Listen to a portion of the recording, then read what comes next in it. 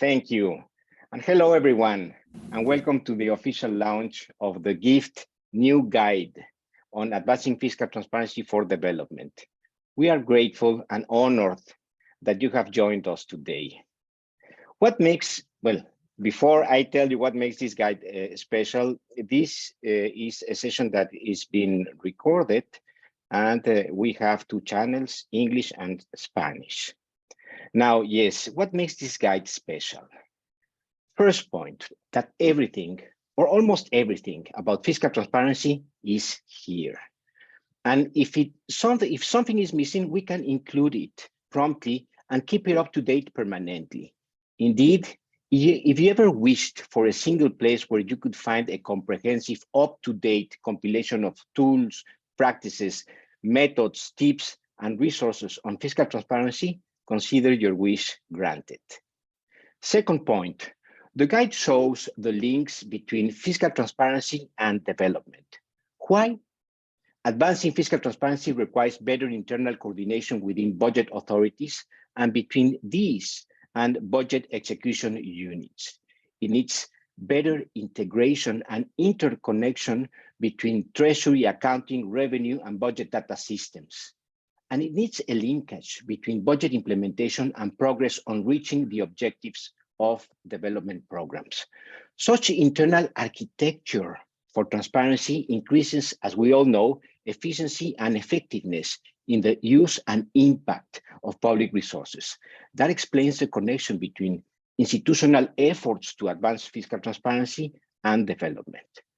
Third point, this is a collective piece of work, and pretty much as any GIFT effort, it is a result of many network members working together for a public good.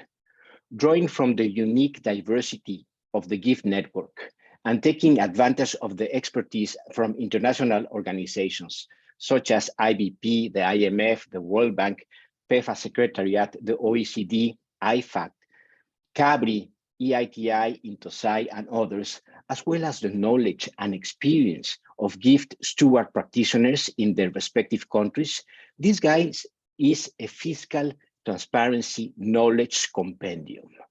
And this is why we are so pleased that many representatives of such institutions are here with us today. To welcome this collective work, we have the following agenda. Raquel Ferreira, my colleague, GIFT Senior Technical Advisor, will give a brief overview of the guide. Next, we will have the respondents section.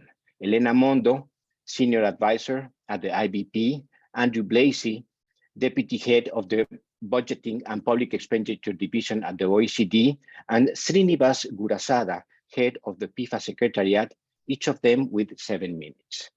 Welcoming comments will follow with the representation of the GIFT lead stewards. Robbie Senderovich, Global Governance Practice Manager of the World Bank, Laura Leca, Principal at the International Federation of Accountants, Rolando Toledo, Under Secretary of the Department of Budget and Management in the Philippines, Lorena Caballero, Officer at the Evaluation and Transparency Unit of the Budget Vice Ministry of the Mexican Treasury, and Otavio Neves, Director of Transparency of the Office of the Controller General of the Union in Brazil.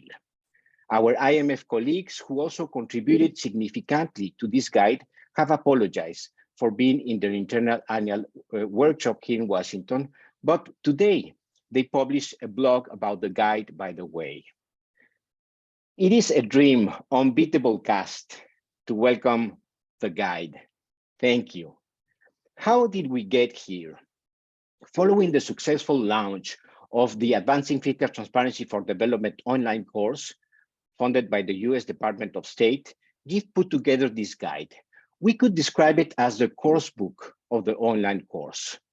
While there is clearly no shortage of published material on fiscal transparency, oftentimes it can be both daunting and confusing to navigate through the sheer volume of, and troves of valuable yet scattered information out there. Our attempt at addressing these challenges has led us to develop this publication. And although this is a collective work that by definition must pay tribute to all its contributors and share with them the glory, applause, and recognition of its success. When it comes to pointing out imprecisions, omissions, and errors, then the responsibility lies solely with those who appear as author, in this case, Raquel and myself. We are willing to assume the responsibility, but to be honest, I feel quite confident about the pertinence, quality, and timeliness of this effort. This lack of modesty brings me to an important clarification. Although I was indeed responsible for the online course and this guide, much of the merit and effort falls on my dear colleague Raquel, coordinator of the online course. Without Raquel, we would not be here, and so I thank her infinitely for the investment of time and talent dedicated to this work. My colleagues of the gift coordination team, especially Jan Fabian, in charge of the design, with Maureen Durugan, also deserve special recognition.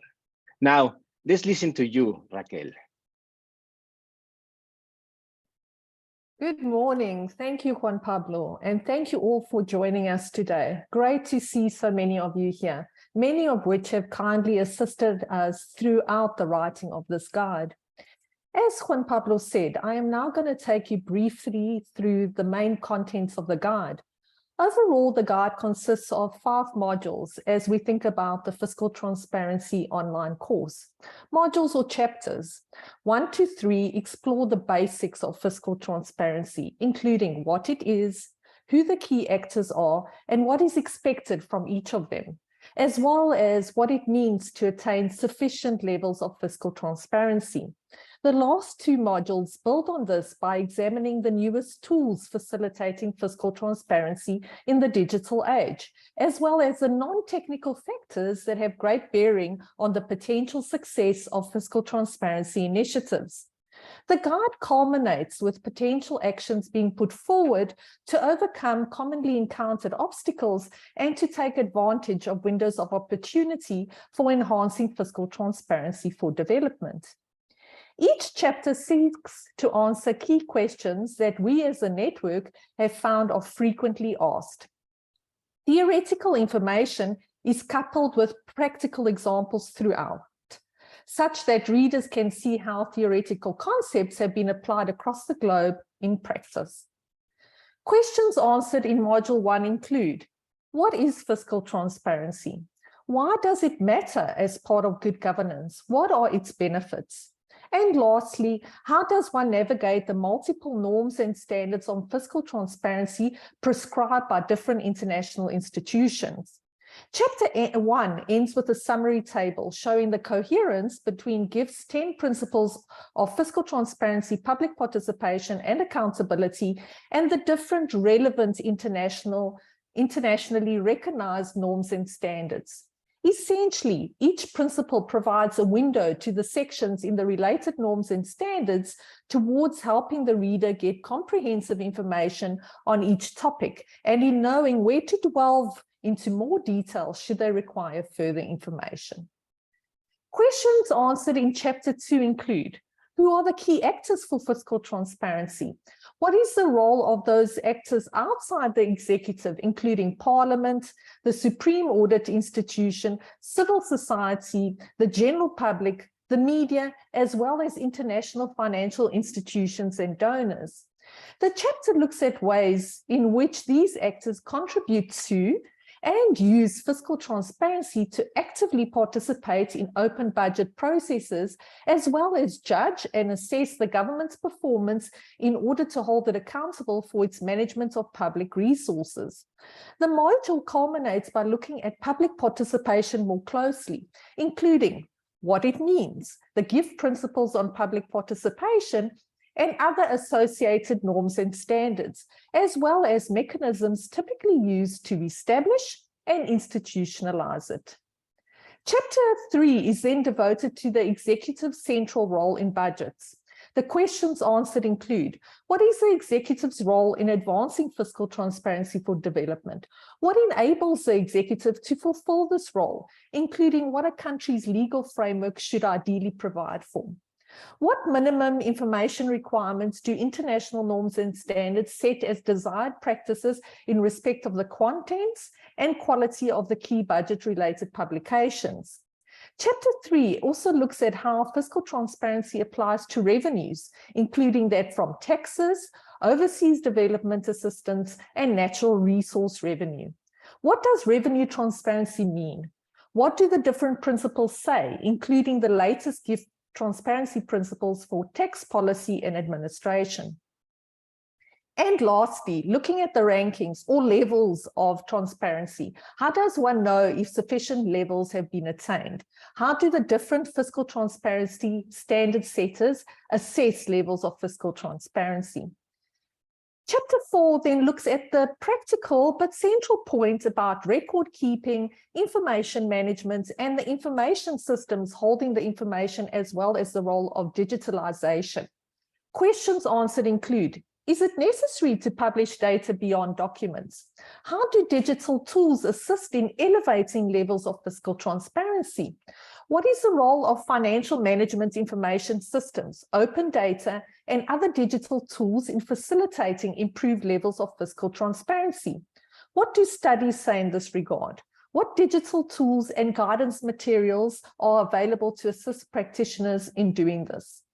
At this point, readers would have an understanding of the technical knowledge and tools available for advancing fiscal transparency.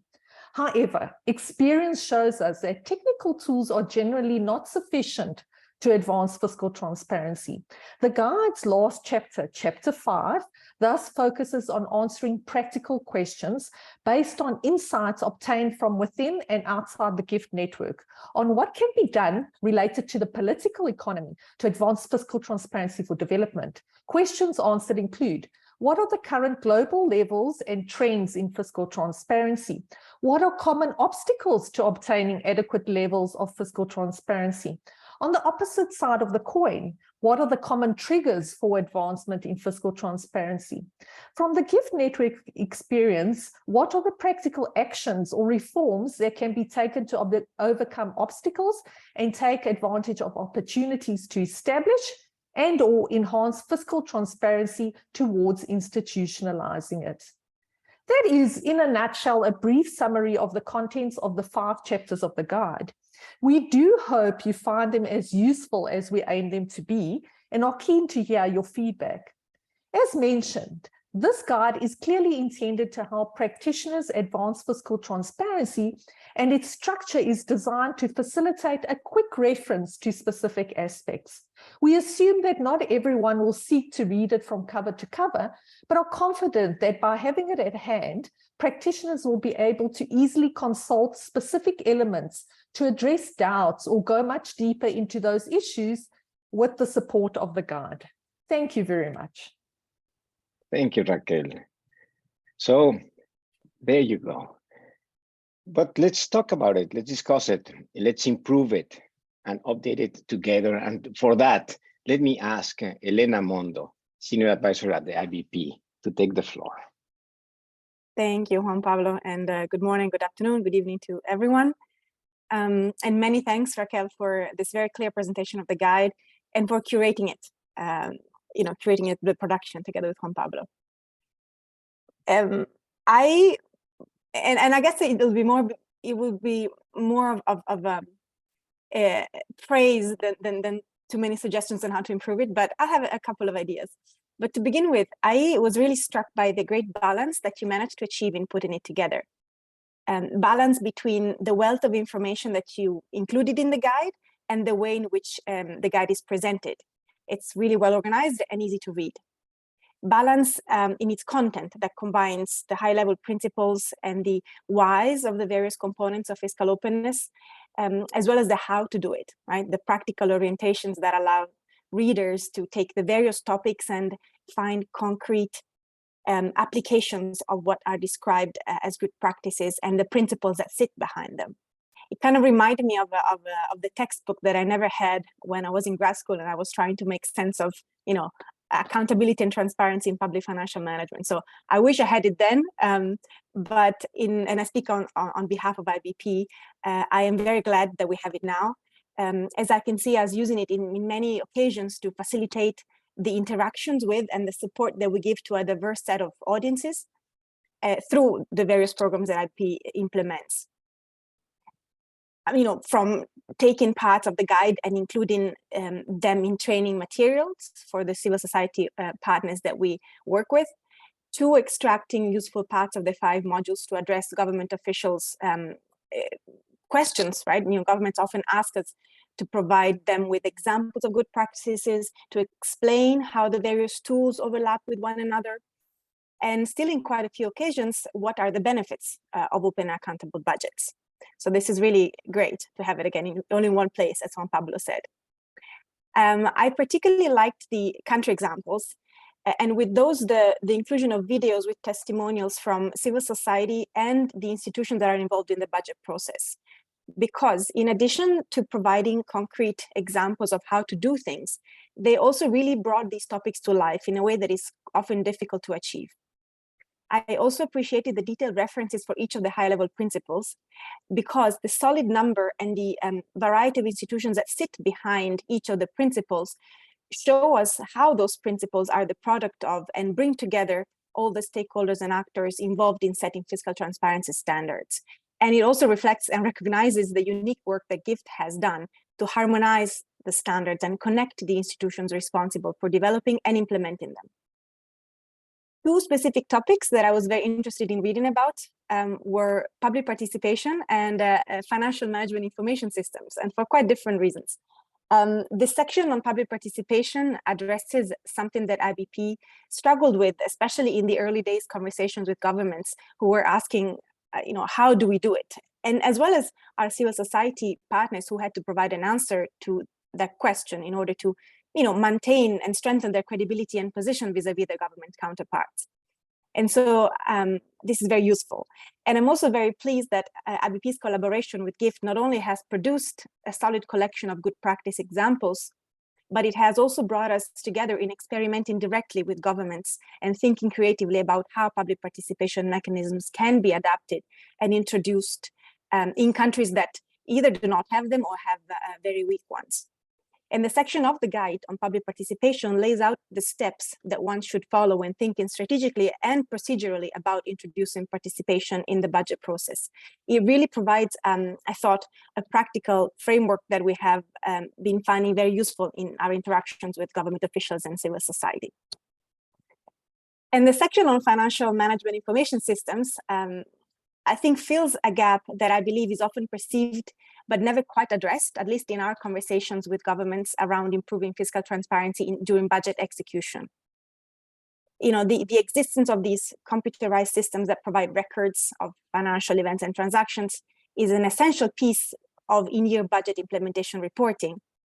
And IBP stands by its position, which is also, I think, stated in the guide, that budget documents are as important as raw data and transactions because they provide explanations, context, and narrative that is essential to understand government's decisions and budget implementation challenges.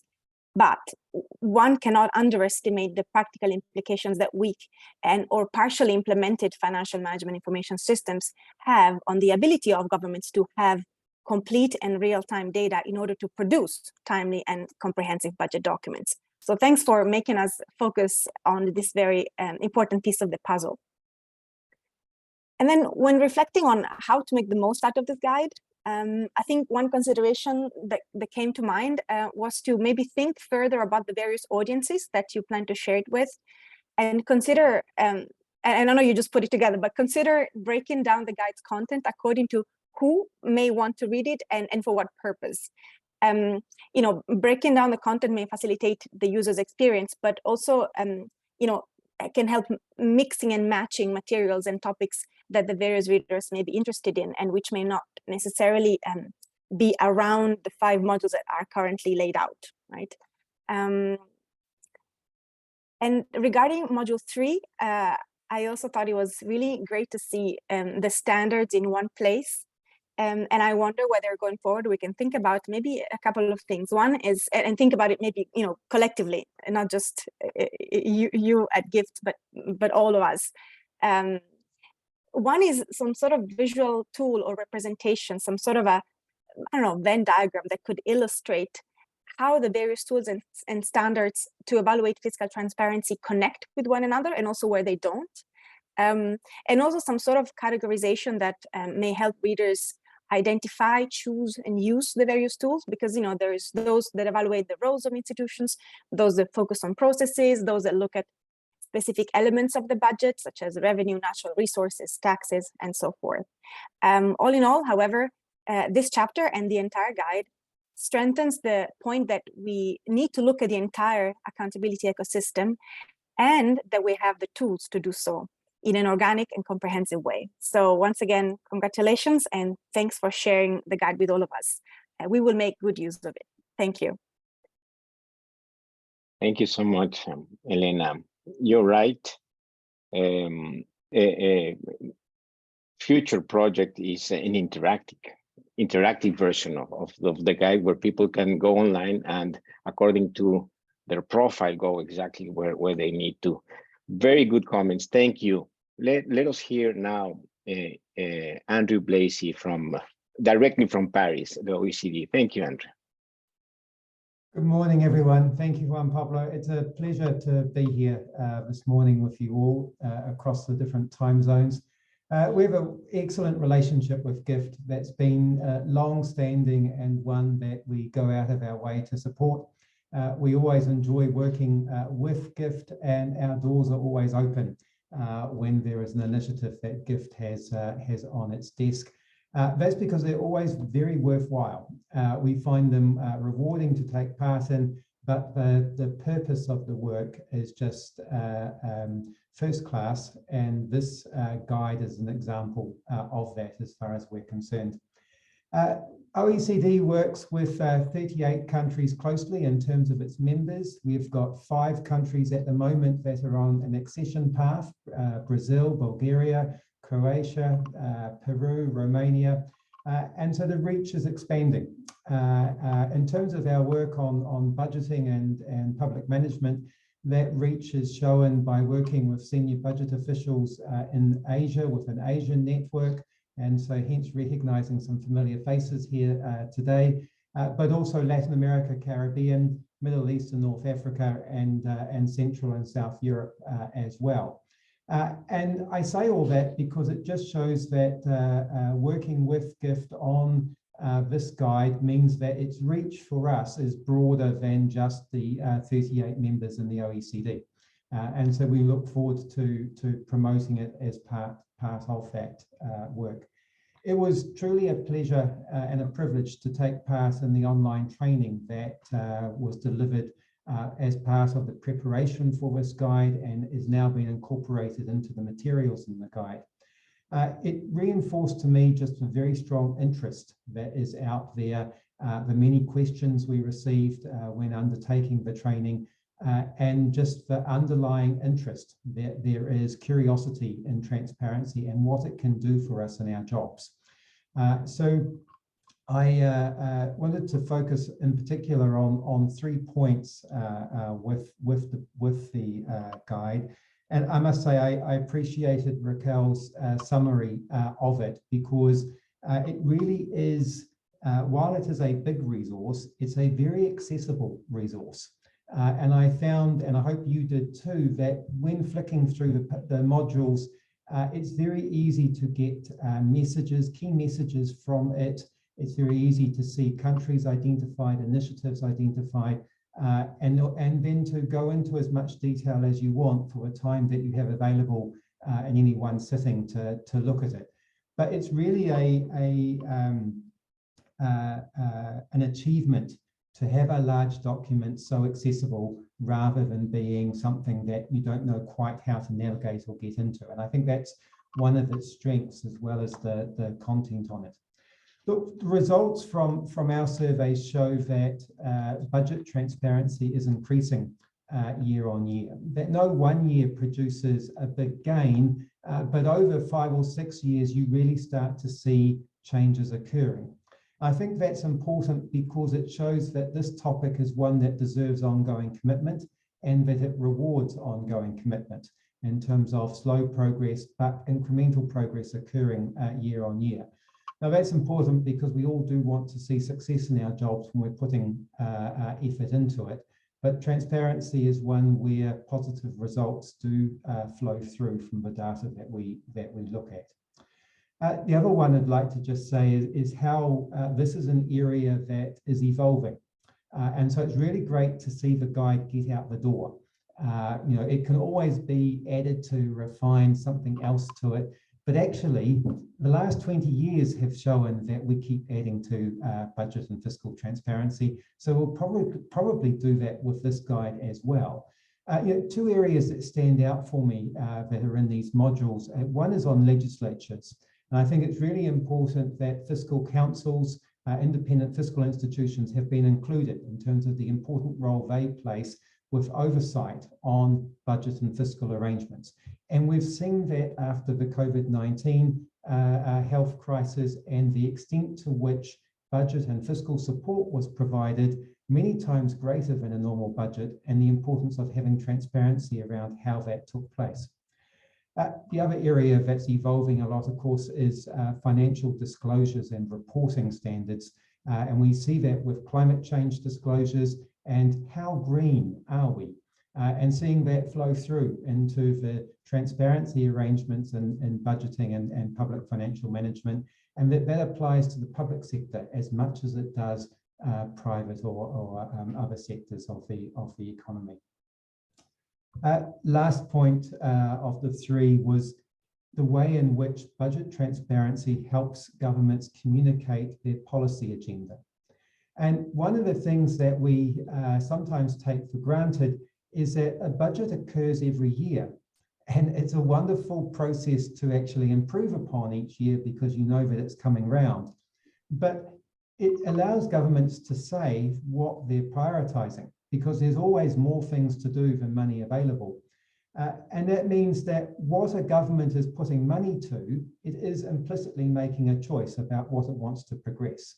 The ability to say that transparently is a statement about the effectiveness of communicating a policy agenda, and budget transparency connects directly to that.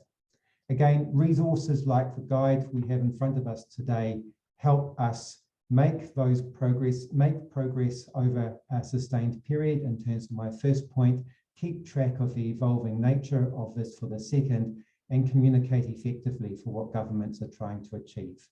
With that, thank you very much, Juan Pablo. It's always a pleasure to be here. And thank you to Raquel as well, as you said, all of the work into this product. Thank you so much for that amazing support and your very strong collaboration throughout the years. Looking forward to continuing this path. Going back to Washington, thank you, Srini Gurasada, PEFA Secretariat Head, for being here with us today. The floor is yours. Thank you very much, John Pablo, and hearty congratulations, John Pablo, Rachel, all GIFT team. And from PEFA Secretariat, we are super happy to be collaborating with you and all the partners in this guide and various other activities. And let me pick up my response from what John Pablo initially said. Almost everything is here in this guide. That's exactly what I felt when I went through it a little earlier, and then thought through, if everything is here, then what next? So does it mean that the fiscal transparency related challenges that we see globally are going to be solved forever? What are the kind of things which could still be an area for us to discuss? And I'm picking up a few from the data that we have in the PEFA Secretariat, using the 155 countries right now use PEFA for analyzing public financial management systems, and picking up some aspects and trying to put out a few thoughts.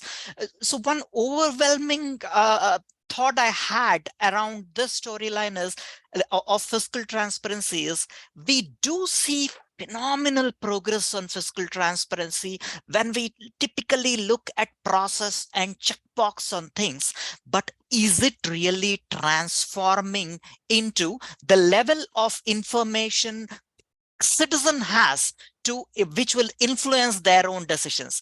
That's where I see a little bit of a challenge. And let me give few examples from the 2022 global report on public financial management that we produced. One, like if we take the budget credibility as a whole as a good proxy for fiscal transparency, are budgets credible? Now, a lot of us, when we over last 2 decades, if we see the PFM systems, aggregate fiscal discipline, governments have been able to maintain their total budget level, the revenues and expenditure reasonably well. But the devil is into the composition part of it. For example, 2/3 of the countries do not actually maintain the planned composition.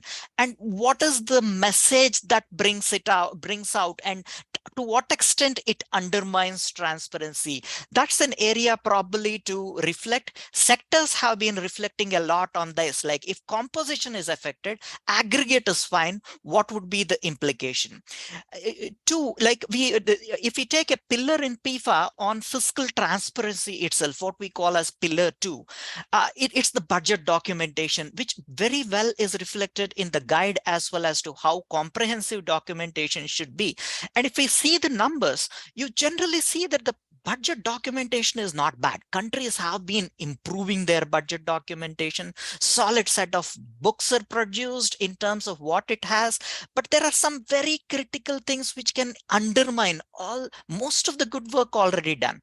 For example, half of the countries have significant expenditure outside the central government financial reporting as per the global report on PFM. So if we take a developing country scenario with, say, a lot of expenditure into payroll and debt servicing, which is very much on the budget, whereas the 10% covers the things where the transparency is much more important, and that's kept out of the financial reports, then what would be the kind of an overall impact on that? Further, like documentation, while it is good, so what we saw in PIFA reports is that 70%, close to 70% of countries, the public access is not great. So you have the documentation, but you don't make it accessible the way ideally it should be. That's where this guide I see will play a major role in bridging this gap. If it's already there, why don't we take it forward? A quick third point on the accounting and reporting. Typically, we see that while a lot of good work is done on various aspects of transparency, which get undermined by few, I couldn't even say that about accounting and reporting, which is perhaps the most technical, least political aspect of entire public financial management systems.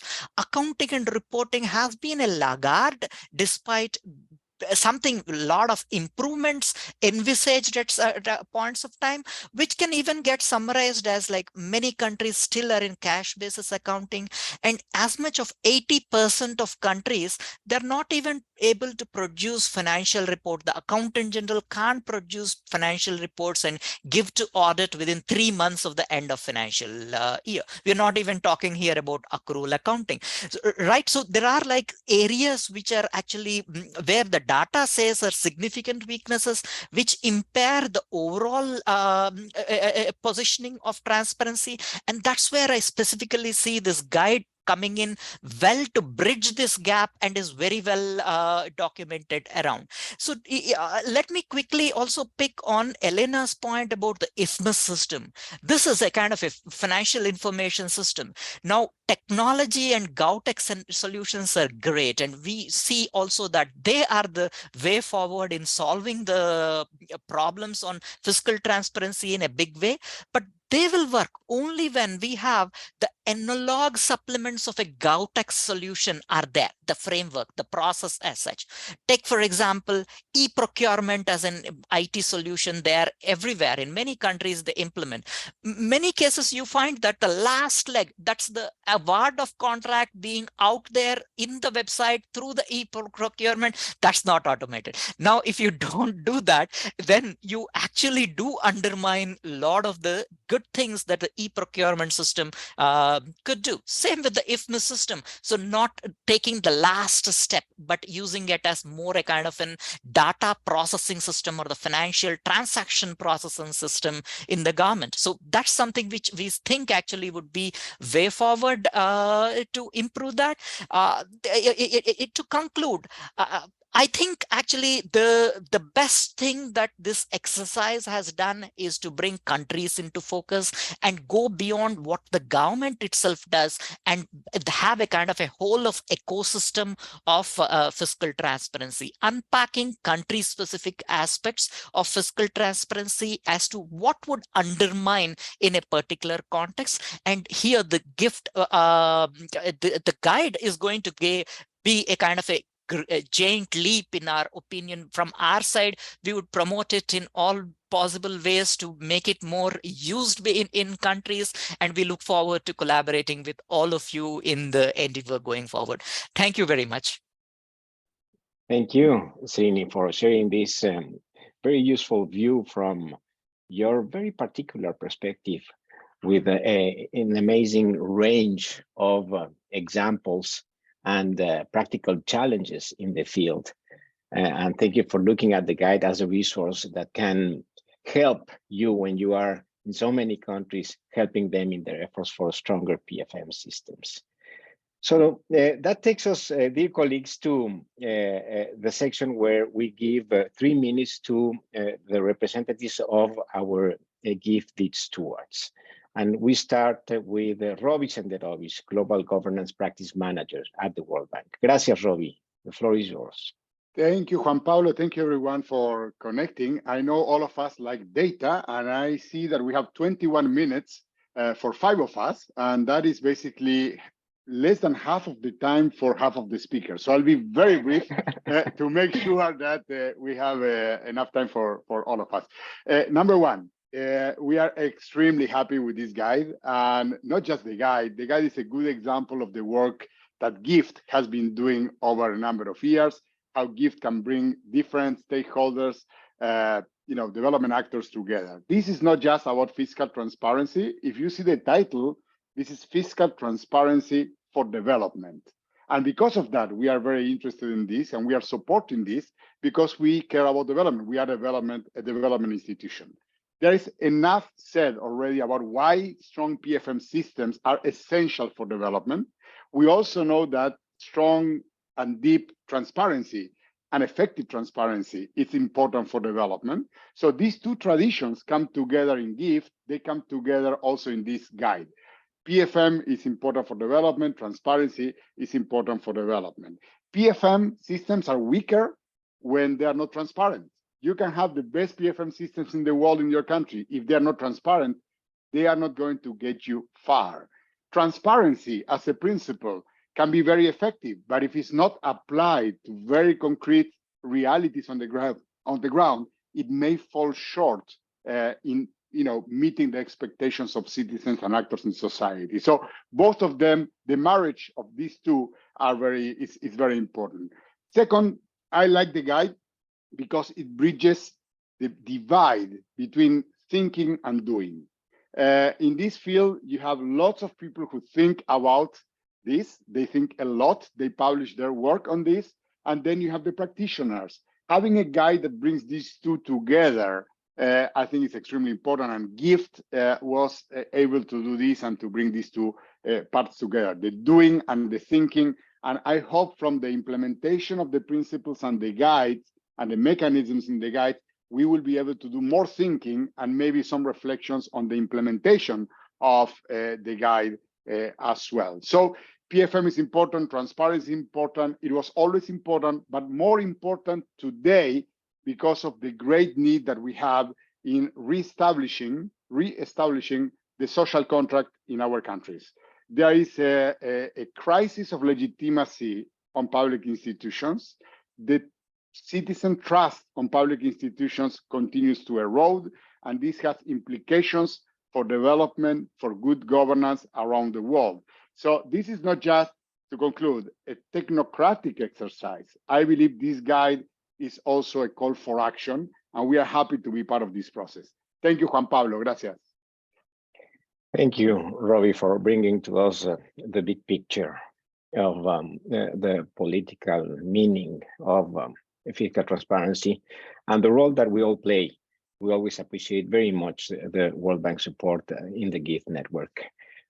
Laura Leca, principal at the International Federation of Accountants, please take the floor. Thank you so much, Juan Pablo, and it's a pleasure to be participating in today's launch event. I'll start by saying that IFAC very much welcomes the publication of GIFT's guide on advancing fiscal transparency for development. As the global accountancy profession, IFAC represents 180 professional accountancy organizations in 135 jurisdictions, totaling over 3 million accountants worldwide. And a priority for IFAC and the global accountancy profession is to support stronger public financial management, or PFM. And there is a greater need than ever before for accountability and transparency in the public sector to explain how and why decisions are made and to reinforce trust in public services and spending.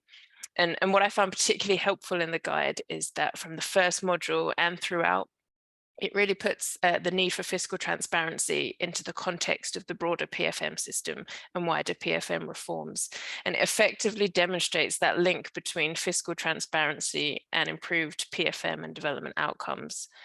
IFAC believes that accountants and auditors can play active roles across the PFM cycle, but two of the pillars that I would like to emphasize as particularly relevant to our work, and Srini already mentioned these in his comments as well, and that's accounting and reporting, as well as external scrutiny and audit, both of which are referenced in various sections of the guide, including the section on international fiscal transparency norms and standards.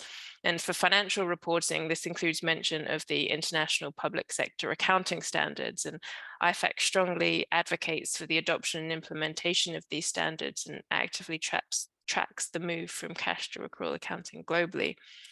I also thought the guide usefully highlights external actors and the oversight institutions, including the importance of independent supreme audit institutions and their use of internationally recognized auditing standards as being fundamentally important to financial accountability. And IFAC very much shares this view and recently welcomed the new pronouncements from Intersci as well. As I only have 3 minutes, I would just like to say, just overall, very much agree with others' comments that this guide really is a comprehensive resource and a useful reference to understand current practices around the world in terms of fiscal transparency. I hope it helps to raise awareness of the importance of fiscal transparency and contributes to a global dialogue and actions that continue to advance fiscal transparency and policies in support of stronger PFM. Much can be learned through experience, and the practical case studies featured throughout the guide really do offer valuable lessons from leading jurisdictions. So with that, I would just like to thank GIFT for its leadership on this important initiative and for giving me the opportunity to speak on behalf of IFAC. On the contrary, thank you. And thank you for this reading of the guide from your profession's perspective, pointing out that the importance of control, as you said, and I welcome Benjamin Fuentes from Intosci IDI. Thank you, Benjamin, for being with us today. Let me now go to our lead stewards who are in the countries, the Philippines, Mexico, and Brazil. First with Under Secretary Ruli Toledo. It's late in Manila. Thank you so much. Ruli, to you. Yeah, thank you very much, Juan Pablo, and good evening from the Philippines. Good morning and good afternoon to everyone. Yeah, really, I commend and congratulate GIFT for coming up with this guide written by Raquel Ferreira and Juan Pablo Guerrero. So this beautiful piece of work that we are now unboxing is very useful, not only for government and its agencies tasked with ensuring fiscal transparency, accountability, and good governance, but for non-government sectors also, for the easy to understand concepts and the wealth of references included in this guide. So the videos and examples from the field complete the concepts presented and make the material more interesting. The summaries presented allow the readers to skim through the guide and get the snapshot of the processes and tools Links to the full documents are provided to supplement the information presented, which are good sources of reference for policymakers, practitioners, and researchers alike. So the module objectives and examples from the field are most relevant to, of course, the practitioners, as these provide the learnings to expect from module and the practical applications of the concepts respectively. So the advocates will look more closely at the discussion on key actors, processes, and tools, as well as further lessons. So yeah, so for the policymakers and other practitioners, the summary of GIFT's principles with the applicable international norms and standard is a good reference, not only for fiscal transparency policies and guidelines that are fit for the country, but for the benchmarks it provides from the assessment frameworks. Now, I see the potential of the guide being used for policy decisions by governments, especially the agencies that are members of our economic team, those implementing public financial management initiatives and fiscal transparency efforts. Other oversight agencies, including our country's economic planning body, the National Economic and Development Authority. Personally, this guide will serve as a Bible for me in pursuing our continuous efforts in advancing our fiscal transparency. Non-government and development partners will also use the guide as reference in their respective policy decisions. So the guide will likewise be very useful for researchers with all the links to related information and provided throughout the text. It is like a one-stop shop for anything about fiscal transparency. So members of the academy also find the guide a good reference document in their study, lecture, or research. As subjects in public financial management continue to increase in universities and colleges, this guide is a good source of information and knowledge. Now, there's so much potential in helping increase knowledge of policies and practices on fiscal transparency, public participation, and accountability through this guide.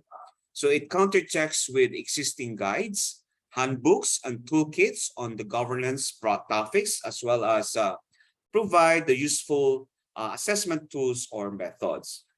I say a country with existing fiscal transparency mechanisms in place looking to improve this and be at par with other countries will benefit much from the suggestions and examples in the guide.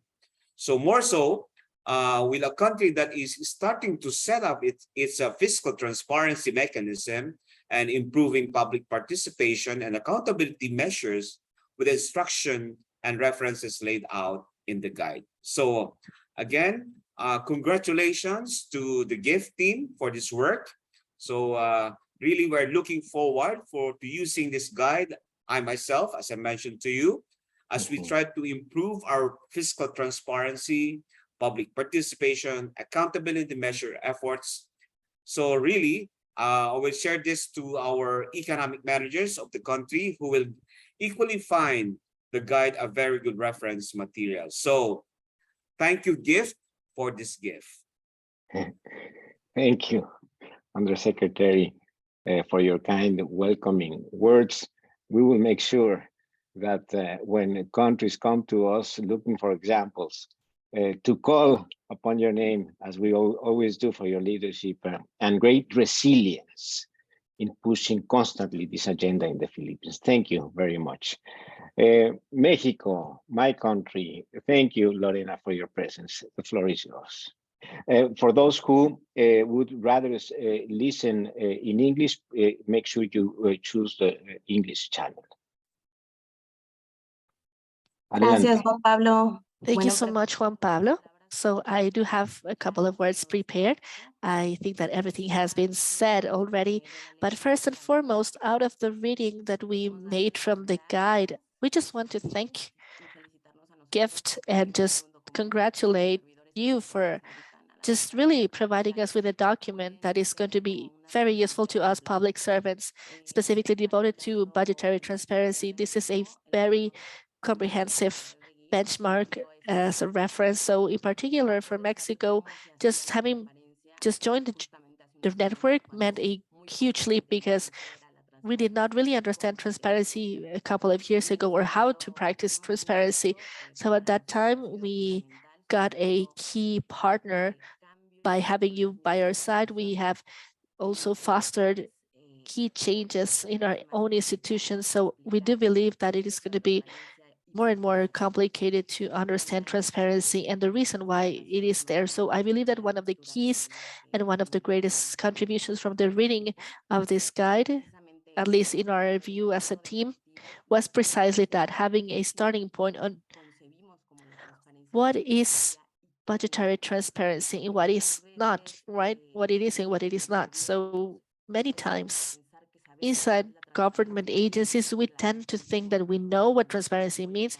And sometimes we believe that transparency and accountability is the same thing, but fiscal transparency goes beyond that. It involves citizens, that all government levels have a key role to play as well. So all of that is key. It is very important as well.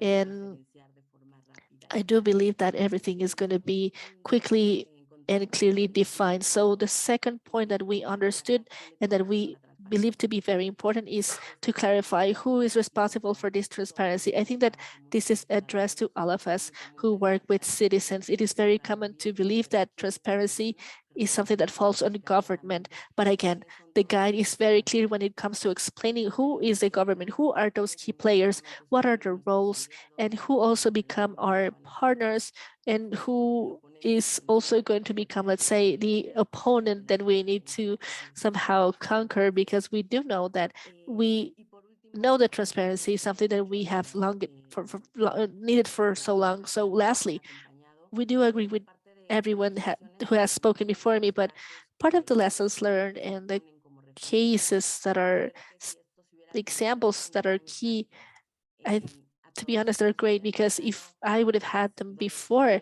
of course, I would have saved a lot of pain, specifically headaches, pain points, because we had very painful lessons that we had to learn. We would have already understood what was the path to follow, because someone would have really opened or traced that path to us. So just to wrap it up, I do believe that the guide also represents this path that Gift has just walked along by the side of our other institutions and organizations that have also tried to just continue in this fight to advance in transparency. And we know that this work was unthinkable because all of these cases were not existing, and many of them, of course, are very recent cases. And I do believe that precisely this guide is absolutely an example that transparency has gone a long way. However, we still have a long way to go for us to be able to create development through transparency. And as well, we know that we can just really help them understand who can be our partners, what are the paths that have been also been done in other paths with other partners. And well, just to give you a reference, this guide is not only internally to us, but for us to be able to disseminate it with whoever needs it, with the government, with citizens. So to us, this has been a great gift that we have had here for our country, at least. Thank you. Thank you so much, Lorena. You are a member of the Transparency and Performance Unit of the Expense Undersecretary of the Ministry of Public Credit and Finances of Mexico. Thank you so much for highlighting this effort. You are the champions of transparency in public finances in your own countries, and you are not alone. And that's the main purpose of this network, to share this pain sometimes, these experiences and all of these lessons as well,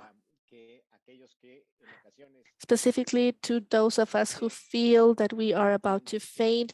Let's think about, let's think about this support, and let's just really close this with our great guest, Octavio Neves, Controller General in the Union in Brazil. Muito obrigado. Obrigado, Juan. Thank you, everyone. And I'll start by adding to Lorena man, I wish I had this guide 20 years ago. It would make my life a lot easier.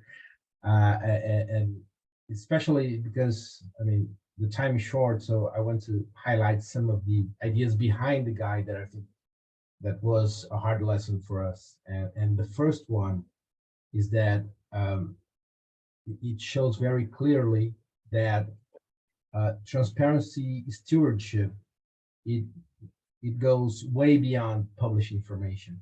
There's a lot to be thought about in terms of international standards and your national regulation, in terms of tools that must be developed, in terms of monitoring it as a policy, in terms of forming people that's going to use this information, of creating and cultivating networks with different actors from other governments, from your civil society.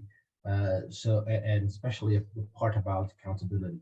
It makes no sense to put information outside and people find things with this information and nothing happens. And I think the guide brings these all together very clearly about what transparency stewardship really is about. It's not just putting that in a website. And I think this is something that if countries learn this fast, they can cut a lot of the way and don't struggle so much to move forward with their policies. And this is something that I think the guide does very in a very clear way, in a very